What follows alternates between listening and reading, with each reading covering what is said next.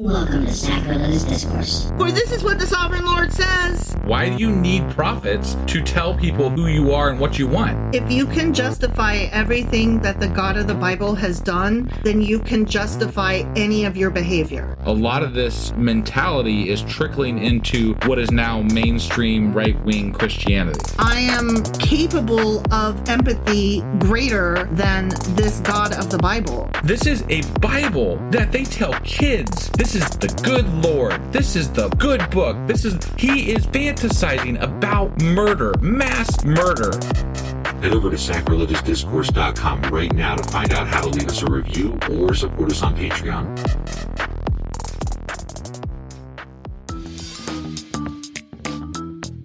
Hey there, sinners and saints. It's your favorite Bible-bashing duo from Sacrilegious Discourse, and we need your help. That's right, folks. We're raising funds for some heavenly equipment and a studio that doesn't sound like it's in the depths of hell. Our current setup, let's just say it's more apocalypse than audiophile. So if you want to hear us dissect the Bible without the background noise of demonic squirrels, chip in a few bucks. We're aiming for $5,000 to upgrade our audio and build a studio worthy of blasphemous banter. Donate today and help us spread the good word of atheism. You can find a link right on our homepage, sacrilegiousdiscourse.com. Every dollar counts. Even if it's from your collection plate.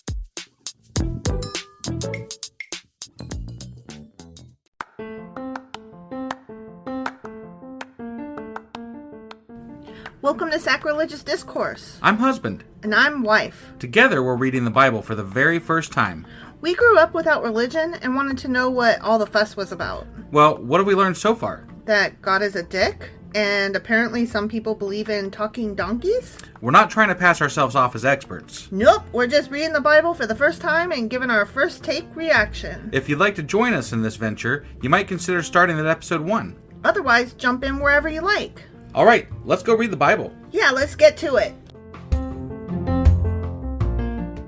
Husband! Wife! Do you know what we're doing today? It has something to do with a book. It is! It's Sacrilegious Book Club! That's the one. It is. Yeah, so what are we going over today?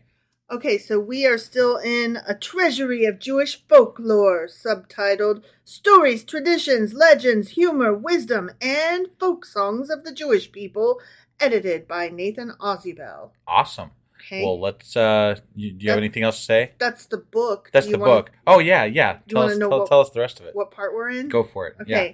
So part 1 was Jewish Salt. Part 2 was Heroes.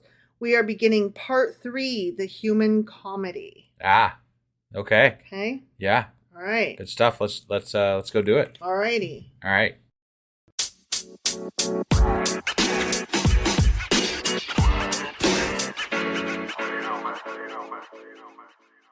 All right, so we are starting part 3, the human comedy. Okay. And that is broken down into various chapters. Chapter 1 is Droll characters, which is further broken down into little sections. Okay. The first of which is Schnorrers and Beggars. Schnorrers and Beggars? Yes. Okay. But first we're going to do an overall introduction to the entire...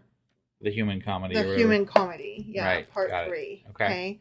So there is a saying in the Talmud, you may know a man by 3 things, by his wine cup, by his anger, and by his purse. But some also say you may also know him by his laughter. Okay, sure. So then it goes on further to say in this intro, the average Jew cannot carry on a conversation without trying to illuminate it with a story or joke. In fact, the need for this is sometimes too compulsive. It has even given rise to a Jewish witticism in paraphrase of its Talmudic original. Who is a hero? Why, he who suppresses the urge to tell a joke. I can relate to that, right. Honestly. Like, that's one of my sayings, everything's a story. Or I also say, catastrophe now makes a great story later. Sure. Because it's true. It is. It is. So the intro further goes on to say, Jews are skillful at joke making because they are also virtuosi in the art of pathos. They have been tempered by necessity to take life passionately, with gaiety as well as with sober earnestness.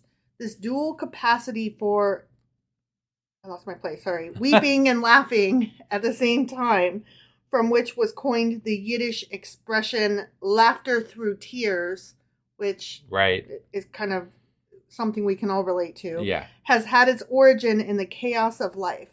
Like, it reminds me of that song, I'm the kind of guy that laughs at a funeral. Right. You know, like, that's me. Yeah. Totally. I'm not Jewish, by the way.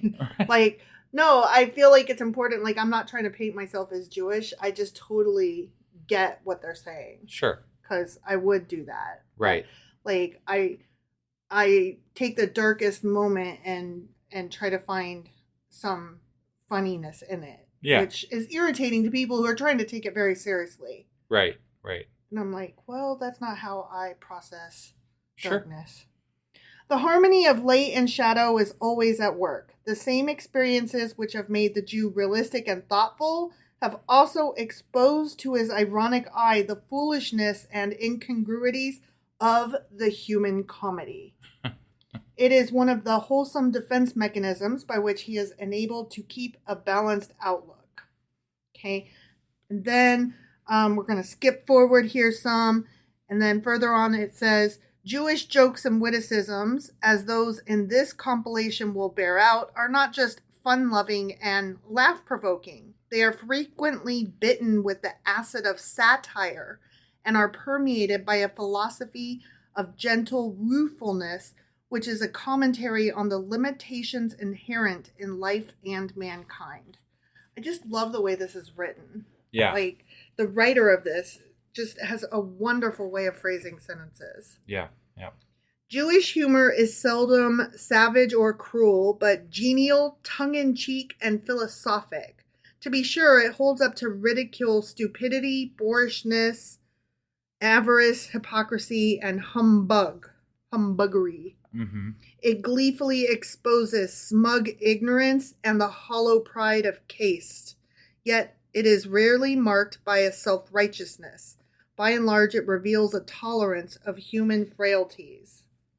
And then skip ahead again, and it says, the overtones of satire, irony, and quip we hear even in the Old Testament. For example, and I really loved this example because I remember us commenting on it when we read it. Okay. For example, there is the gay mockery of the prophet Elijah as he listens to the idol-worshipping soothsayers of Baal invoking their god morning, noon, and night. O Baal, hear us! To this, the rational-minded Elijah remarks tauntingly, cry ye louder, for he is a god. He is perhaps talking or walking, or he is on a journey, or peradventure he sleepeth and must be awakened. That's so funny to me because it applies to Christians too. Yes. So it was that whole my God's bigger than your God contest. Yeah. So it's funny in that what he was saying could be applied to both. Right. Yeah. But it was like Yeah. The liveliness and the many-sidedness of Jewish humor make it possible for everyone to find in it that which will suit his taste. It is a treasury in which lies stored up 3,000 years of a people's laughter. And I just thought that was a really great way to summarize this entire section. Yeah. Okay, so now we're going to read about droll characters. Okay. The first of which is Schnorrers and Beggars. Schnorrers is spelled Schnorrers. So not like somebody who's snoring because they're sleeping so hard. Right. A schnorrer is like a humbuggery kind of guy. Got it. Okay. Okay.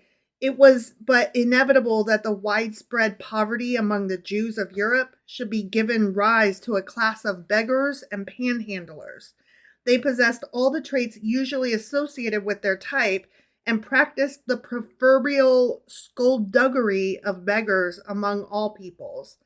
There were lynx-eyed blind men, mutes who were eloquent with abuse, fleet-footed cripples, and dying nebbishes with the appetite of a healthy horse.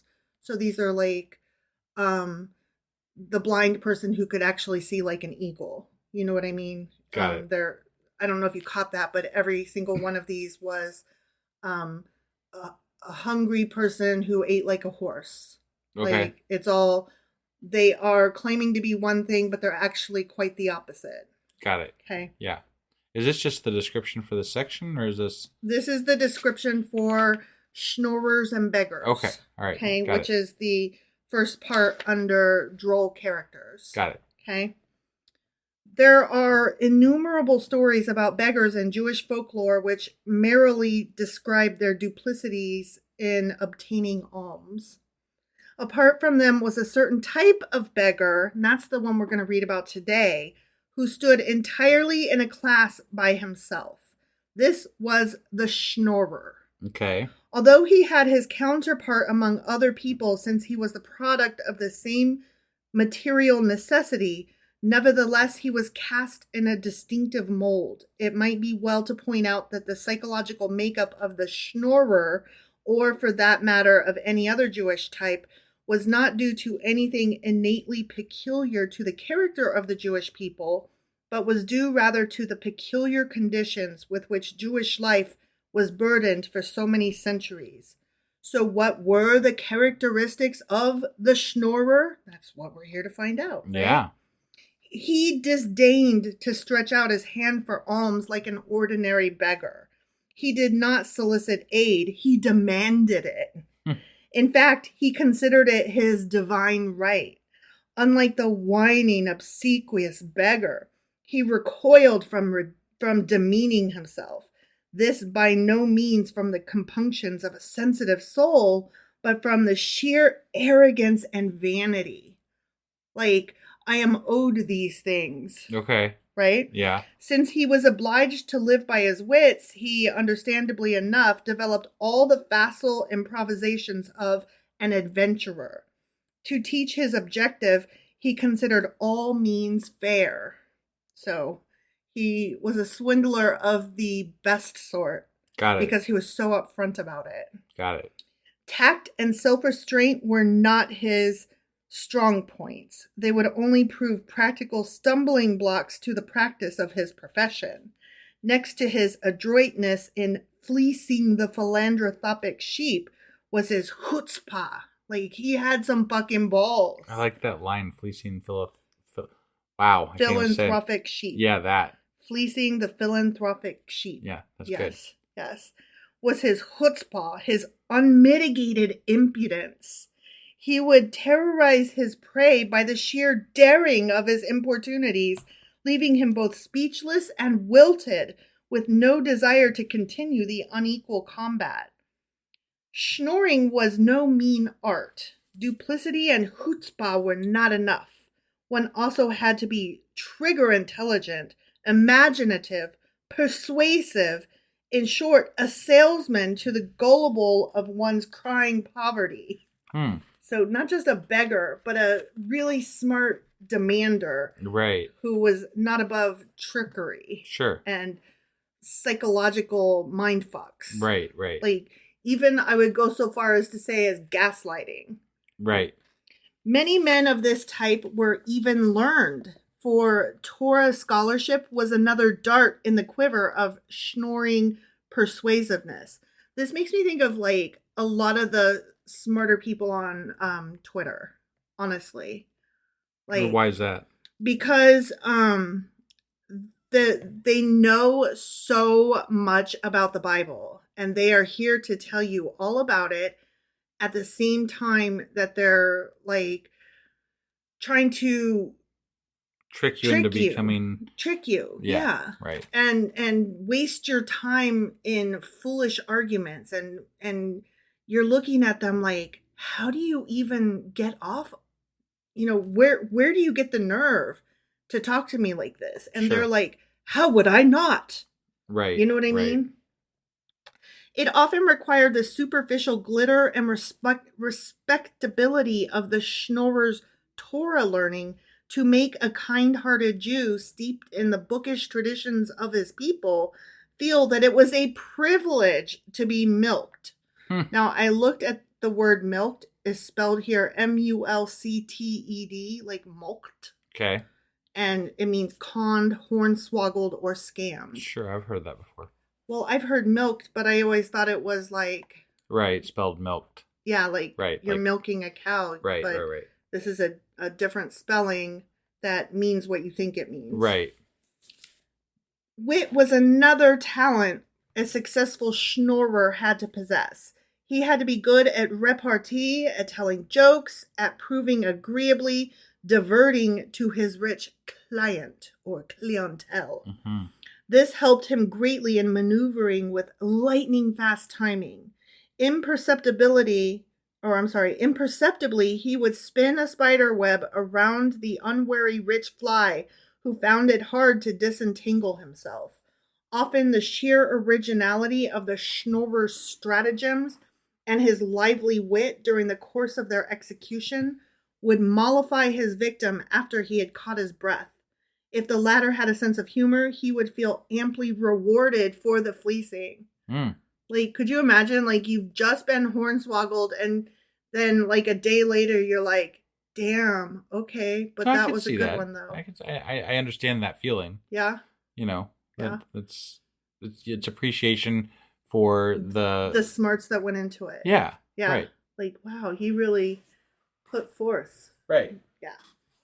While morose rogues were given a wide berth, gay rogues, such as talented Schnorrers, were even welcomed by some. Schnorrer stories abound by the hundreds in Jewish folklore. They are invariably gay with impudent mirth and have brought enormous diversion to the folk. So, these are cheaters that we are happy to be cheated by because they are so... great at it. They're so good at it. Right. But they're also, like, assholes. Sure. Like, they are. Just wait. Okay, so... there's a really long story that starts off this section called The King of Schnorrers or something like that, but it's so long that I'm just skipping it. Okay. Okay? And so the rest of these are just going to be real short little ditties. Got it. Okay? So on page 279, we have Bagel and Locks. A rich man who was so much moved by a poor man's ghastly appearance that he took pity on him and impulsively gave him $50. An hour later, what was the amazement of the rich man to see the poor man gorging himself on bagel and lox in a local dairy restaurant. "You've got some nerve," cried the rich man angrily. "Did I give you 50 cents for bagel and lox?" "What an unreasonable person," replied the poor man. "Before I didn't have 50 cents, so I couldn't afford to eat bagel and lox. Now that God has helped me and you've given me the 50 cents, you forbid me to eat bagel and lox. So tell me, wise guy, when can I eat bagel and lox?" It makes me think, like, it's funny, but it also makes me think of, like, there's always this complaint by the middle class when they see a poor person walking around with any extravagance, with, like, a nice car or a phone, right, or expensive sneakers, sure, or something like that, and they're like, "How dare you be poor and have a nice thing? Right. You spent your money on that nice thing when you could have spent it on what? Things that will help me not be poor? This one nice thing doesn't help me not be poor. Right. This one nice thing helps me, like, tolerate being poor. And I guarantee you, when it's old, it won't be replaced. You know why? Because I'm poor. And when you already don't have enough and still don't have enough, it's hard to see the long game there because there's not really much of one. Right. You know, like, even if you were really smart with the money, you know, and made it last as long as you could, you're not ever going to get out of renting. You know, you might someday be able to, like, afford to rent a nicer place, but if you're super smart with your money or whatever, if you start out making minimum wage and come from a poor family and don't have a lot of I'm sorry, I'm totally projecting myself into this, like, a whole shit ton. Like, there was no way in my life that I was ever going to, like, be president of the United States or become a millionaire and buy a mansion. Like, my whole life was just always going to be what it was. Like, not buying myself a phone was not going to help me be rich. You know? That's not exactly where I was going with it, but I understand your point of view. I think that that when people buy an extravagance, it's something to alleviate their depression of their lot in life. It's not necessarily that you can't make yourself better, but that one little thing that somebody helped you out with is not going to make that difference. Right. That's so kind of what I was saying in the long term. Yeah. Yeah. You have to. There's a lot more to it. There's a lot more to it. Yeah. And for people to get pissed off when people find a way to get something that they want that's in their eyes expensive, they probably found a way to do it that was cheaper than you'd ever find a way to do it. Or, first of all, or a friend helped them out, or they qualified for some kind of grant or financial aid. You can't really, you don't know until you walk in those shoes. So fuck off. Right.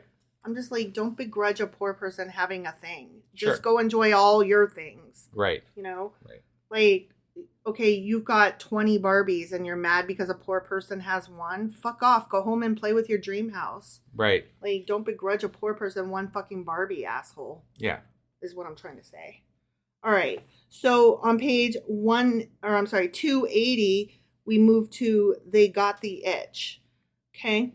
As a rich merchant of Lemberg was looking out of the window one day, he saw a strange sight. A shabby-looking man was rubbing his back against the picket fence. It was clear the poor fellow had an itch. So the rich man called him into his house and listened to his tale of woe. "I haven't had a bath for months," complained the unfortunate man. "I haven't on one stitch of underwear, and I'm so hungry I could eat nails." The rich man was moved to tears by the man's desperate plight. So he dined and wined him, gave him underwear, and in addition 10 kreutzer for the steam bath. Then he sent him away with God's blessings. The news of the rich man's loving kindness swept through Lemberg like wildfire. That very day, 2 Schnorrers took their position against his picket fence and, with woeful cries, fell to rubbing their backs vigorously against it. Attracted by their cries, the rich man went to the window, and when he saw what the 2 rogues were up to, he got very angry. "Out of my sight, you shameless Schnorrers," he cried. "Stop rubbing your filthy backs against my picket fence." "Why did you help the man with the itch before? And why do you refuse to help us now?" they asked reproachfully. "Tell us, in what way is he better than we? We too have the itch." Is it my duty to relieve every man of his itch?" cried the rich man, outraged. "If I helped the man with the itch before, it was because he had no one to scratch his poor back for him. As for you, you louts, you are too. Go ahead, scratch each other's backs." That was cute. Yeah. Okay, the next one is on page 283, and it's called No Credit. The Schnorrer made his usual request, modestly, firmly, and with dignity. "But I haven't a cent in the house right now. Come back tomorrow," said the householder. "Ah, my friend," said the Schnorrer, "if you only knew what a fortune I have lost by giving credit." Oh, that was funny. Yeah. Same page, called He Spared No Expense. Dr. Levine, the great specialist, had just finished examining Bloom the Schnorrer. "What is the cost?" asked the patient. $25. $25? It's too much. I ain't got it. Too much? All right, $15 then. $15? That's out of the question. Out of the question? Okay, make it $5. $5? Who has $5? I'm a poor man. The doctor had had enough. "If $5 is too much, how much have you?" "I have nothing." The doctor was now angry. "If you have nothing, how do you have the nerve to come to so expensive a specialist as myself?" "For my health," shouted Bloom, beating his breast with the strength of the righteous. "Nothing is too expensive." Oh, I thought that was a good one. Yeah. All right. This one is on page 284, and it's called What Can You Expect for a Kopeck? Okay. "I'm a poor man," whined the Schnorrer piteously when he went to call on a prosperous merchant. "Give me an alms." "What chutzpah!" raged the merchant. "A man like you, with the strong arms of an ox, certainly has no right to go around schnorring." "What would you want me to do, uncle?" sneered the Schnorrer. "Cut off both my arms for the miserable kopeck you might give me?" Yeah. All right, that's it. Okay. That's what I had. Got Those it. are the ones that I marked as fit to read. Sure. Sure. So sometimes I was on the Schnorrer side and sometimes I was on the philanthropist side. Yeah. Which I think was kind of the point. Right. Yeah. I mean, right. I don't know what else to say, really. So it wasn't very religious in the connotations there, but I mean... No, it was less about the religion and more about the just a facet of Jewish culture. Right. So that's all we have today then? Correct. All right. I'm going to be getting out our weekly replay here in just a little bit. Okie dokie. And then we will be back tomorrow with some more Psalms, and those would be... Psalms are... I don't know, something... They're like in the 120s or something. They're 120 something. Yeah, I'm sorry. I didn't have those marked as ready. Yes, okay. So 120 something. But we'll be back tomorrow with Psalms. Yes, so. 3 of them. And don't forget, if you are anywhere in the Dayton area, we are doing our live event this week. So it will be this Thursday, 7 p.m. at Brick's Ice House in Dayton, Ohio, starting at 7 p.m. And we'll actually start the podcast itself at 8 p.m., which will be broadcasting live also on Discord. And there's links in the show notes to our Discord server. Which means that we won't be doing a Discord live on Tuesday like we normally do. Yeah. Because we're doing it Thursday instead. Right. Yeah. So hope to see you all either on Discord that night or at Brick's. And we'll see you guys tomorrow for our next episode. Yep. Bye.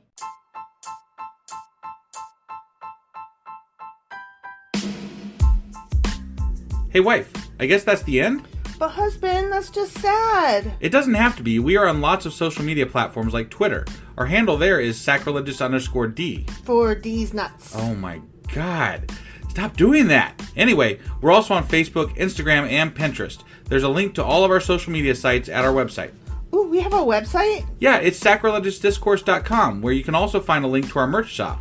We have a merch shop? Yep. We have podcast-themed clothing, mugs, notebooks, and more, as well as an atheist and science-themed products.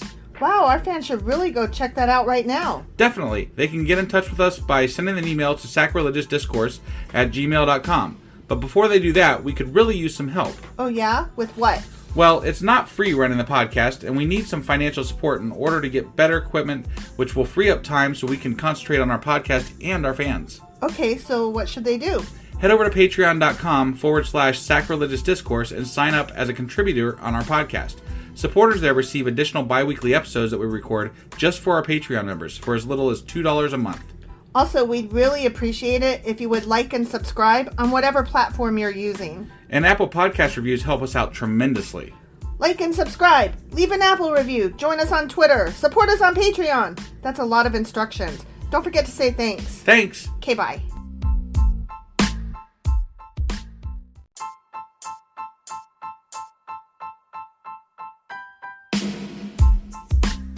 Hey, wife, I guess that's the end? But husband, that's just sad. It doesn't have to be. We are on lots of social media platforms like Twitter. Our handle there is sacrilegious_D. For D's nuts. Oh my God. Stop doing that. Anyway, we're also on Facebook, Instagram, and Pinterest. There's a link to all of our social media sites at our website. Ooh, we have a website? Yeah, it's sacrilegiousdiscourse.com, where you can also find a link to our merch shop. We have a merch shop? Yep. We have podcast-themed clothing, mugs, notebooks, and more, as well as an atheist and science-themed products. Wow, our fans should really go check that out right now. Definitely. They can get in touch with us by sending an email to sacrilegiousdiscourse@gmail.com. But before they do that, we could really use some help. Oh yeah? With what? Well, it's not free running the podcast, and we need some financial support in order to get better equipment, which will free up time so we can concentrate on our podcast and our fans. Okay, so what should they do? Head over to patreon.com/sacrilegious discourse and sign up as a contributor on our podcast. Supporters there receive additional bi-weekly episodes that we record just for our Patreon members for as little as $2 a month. Also, we'd really appreciate it if you would like and subscribe on whatever platform you're using. And Apple Podcast reviews help us out tremendously.